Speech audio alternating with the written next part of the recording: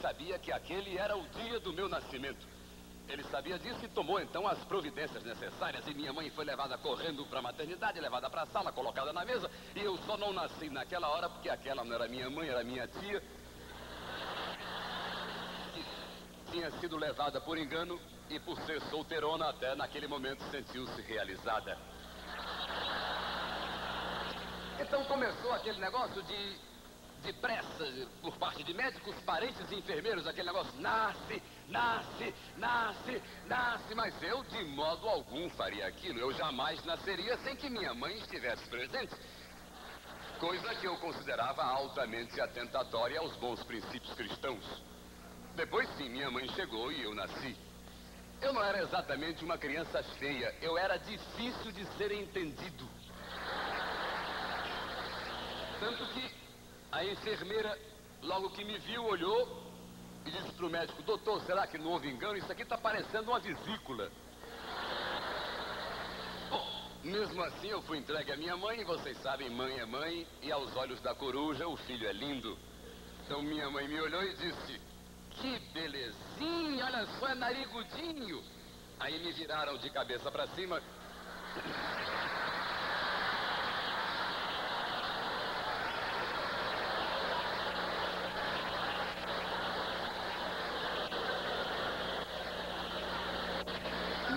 Teve, naturalmente, uma pequena decepção, mas mesmo assim me levou para casa e eu fiquei em casa guardado.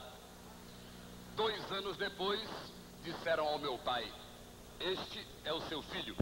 Afinal, durante 2 anos ele tinha sido psicologicamente preparado para o choque. Aí me colocaram no colo do meu pai me olhou, me examinou todo, me devolveu para minha avó e quando voltou a si, a minha mãe disse: viu, meu velho, um filho? Você tem um filho? E meu pai disse: realmente um filho, resta saber de quê.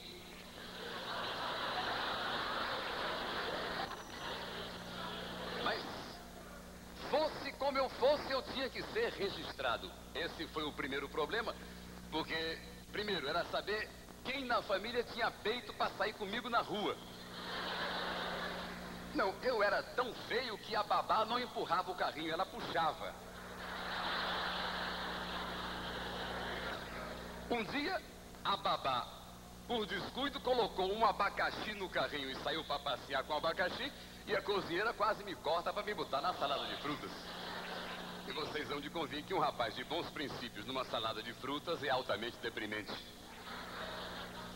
Bom, havia ainda uma segunda corrente na família que achava que eu não devia ser registrado.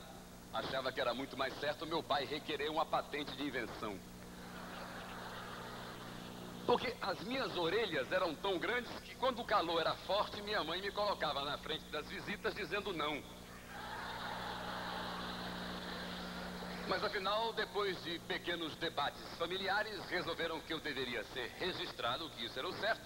E aí foi pior, porque o nome tinha que ser escolhido para mim. E nome no Ceará não é brincadeira, não é escolher Mário e Batista, não. O cearense gosta de inventar nome. José lá é nome raro. Então o nome de cearense é Esdras, Gontran, Adnel, Avilon, tudo nome de remédio. Sem contar a gloriosa mania cearense de juntar um pedaço do nome do pai a um pedaço do nome da mãe e inventar um palavrão para batizar o filho. Por exemplo, a mãe se chama Arlinda, o pai se chama Oldemário, o menino se chama Armário. A mãe se chama Bonina, o pai se chama Marçal, o garoto é Boçal. Quer dizer, vão inventando os nomes assim. Isso quando não é pior, quando os avós maternos e paternos não exigem no nome a ser composto pelo menos uma sílaba dos seus nomes. Eu tenho um primo que tem um nome que foi criado para agradar aos pais, aos avós, aos tios, aos primos, aos sobrinhos, aos afilhados. O nome dele é Cristô Cariográfica Fenamena Santa Cristícios de Moraes. Então, depois desses debates, resolveram que me batizariam com o nome de Francisco e eu fui batizado, não sem um pequeno problema, porque quando chegaram comigo na igreja, o padre disse: vai ficar em observação, se durante o dia inteiro não latir nem miar, eu batizo.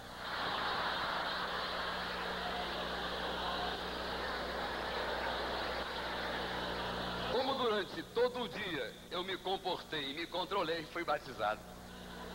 E do dia do meu nascimento até o dia de hoje, o dia em que venho aqui ganhar um prêmio de melhor humorista de profissão, porque ao Roquete Pinto os políticos não concorrem. Do dia do meu nascimento até hoje, muita água passou debaixo da ponte e muita coisa aconteceu comigo a cada ano da minha vida, porque comigo acontece uma coisa sui generis. A cada ano que passa, eu somo um ano à minha idade. Eu sou diferente da minha mulher, que atualmente está com 32 a caminho dos 27. Eu não, eu já tive 1 ano, 2, 3, 4, 5. 5 com 5 anos foi o ano em que eu ganhei a minha primeira bicicleta. A minha mãe me disse: meu filho, você vai ganhar um irmãozinho. O que você prefere, um irmão ou uma irmã? Eu preferi uma bicicleta e no dia seguinte minha mãe me deu a bicicleta. E hoje que eu sei das coisas é que calculo o quanto minha mãe deve ter sofrido.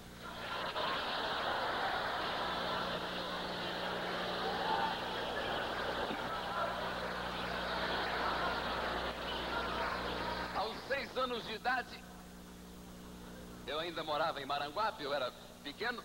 E eu tinha uma mania que era nadar numa lagoa que havia perto da minha casa, uma lagoa convidativa, bonita. Um dia cheguei na lagoa e notei que havia uma moça dentro d'água. E eu olhei bem e vi que aquela moça não era de Maranguape, era uma visitante qualquer. E vi uma coisa muito mais importante, que a roupa da moça estava do lado na relva e que ela estava tomando banho à paisana. Eu então peguei a roupa dela, escondi e fiquei esperando. Aí ela queria sair da água, mas como não queria sair descalça até a testa, o que ela fez?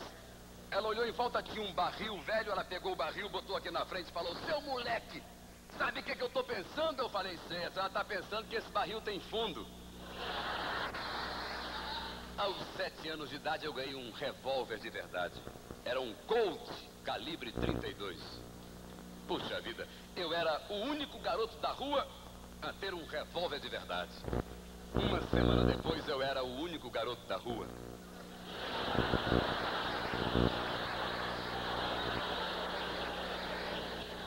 Aos 8 anos, eu brincando com o revólver, engoli 2 balas dele.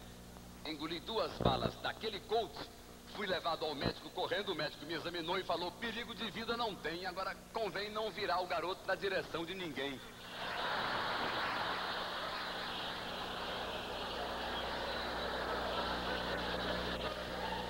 Aos 9 anos, 1 ano depois, eu voltei a precisar do médico porque eu estava surdo, eu não escutava coisa nenhuma. Eu parecia chofer de táxi em dia de chuva, não adiantava me chamar porque eu não ia. Aí me levaram no médico, o médico me examinou e constatou que não era surdez, apenas eu precisava cortar o cabelo. Claro que isso acontecia naquele tempo, no tempo em que havia excesso de filhos e escassez de empregados. Não hoje em dia, quando as crianças têm uma assistência total e absoluta. Dizem os saudosistas que antigamente havia acidentes, mas não havia crianças neuróticas. Como criança neurótica? Isso não existe. Neurose em criança? Isso é um absurdo, inclusive, discutir isso hoje com meu filho quando ele voltou do psicanalista. 13 anos depois do meu nascimento, exatamente 13 anos após nascer, eu completei 10 anos de idade. Eu era meio atrasado, realmente. Quer dizer, eu era diferente das crianças de hoje, que já sabem tudo a respeito das abelhas e das flores, dos bois e das vacas, dos pais e das copeiras. Eu era bobão mesmo, tanto que tinha um sujeito na minha rua, que toda vez que eu passava ele dizia: você viu o casmurro? Eu dizia: que casmurro? Ele dizia: um que te chama de burro. Todo dia, aí meu pai me disse: meu filho, quando ele aparecer, antes dele perguntar pelo casmurro, você pergunta a ele se ele viu o olegário. Quando ele perguntar que olegário, você fala: um que te chama de otário. Eu aí nem esperei encontrar com ele. Fui à casa dele, bati na porta, ele abriu, eu falei: você viu o olegário? Ele falou: foi pra casa do casmurro. Eu falei: que casmurro? Como você